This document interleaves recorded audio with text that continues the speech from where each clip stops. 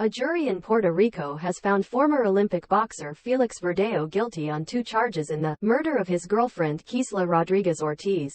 The court did not agree on 2 other charges Verdejo faced: carjacking that resulted in the death of a person and possession, use of a firearm in the commission of a crime.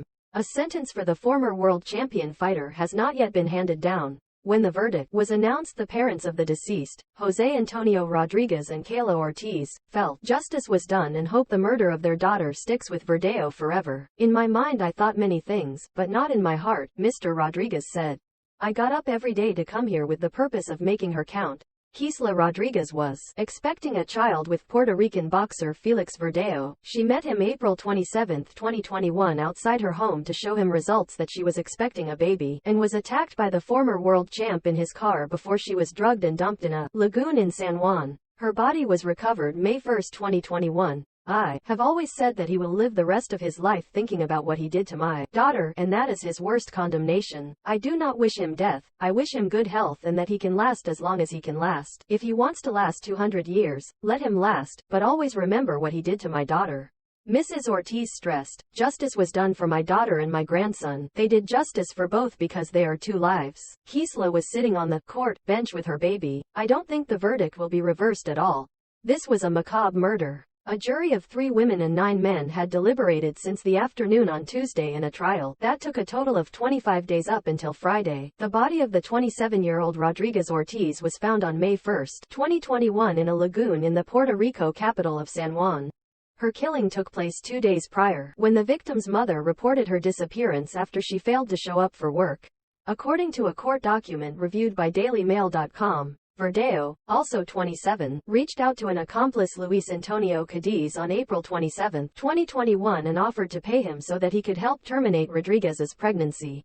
Cadiz was also charged with crimes in relation to this case, but he reached a plea deal with the prosecution in exchange for his. In the morning of April 29, Rodriguez reached out to her mother, Kayla Ortiz, to inform her that she would be meeting Verdejo at her home to present him the results of a blood test that confirmed she was pregnant. The mother warned her that Verdejo was dangerous, claiming that he had threatened her in the past because she did not want to proceed with his desire to abort the pregnancy. Instead of going to her apartment alone, Verdejo was accompanied by Cadiz and met Rodriguez outside her residence where she boarded the boxer's SUV. Verdejo, who maintained a friendship with Rodriguez dating back to their days in middle school, punched her in the face and then injected her with an unknown substance that he had purchased from drug dealers at the Luis Loreans Torres residential complex in Santurce, Cadiz told the FBI. Verdejo and Cadiz then allegedly used wires to bind her hands and ankles, and affixed a concrete block to her. They later drove toward the Teodoro Moscoso Bridge and dumped Rodriguez's body into the San Jose Lagoon at approximately 8:30 a.m. Cadiz told the FBI that Verdejo stood on the bridge and used his gun to shoot at Rodriguez.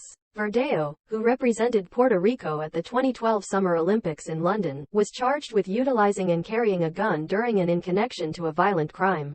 He pled not guilty to the charges. As a result of the conviction, he could face the death penalty. A judge approved a request from federal prosecutors and denied both defendants bail. Rodriguez's death sparked protests in Puerto Rico, which declared a state of emergency in January over its deep-rooted problem of violence against women. As reported in 2021, the island had seen sustained levels of violence that on average result in 1 woman's death per week, a 2019 report from nonprofit advocacy groups Proyecto Matria and Kilometro Cero said, echoing a problem in other Caribbean and Latin American countries.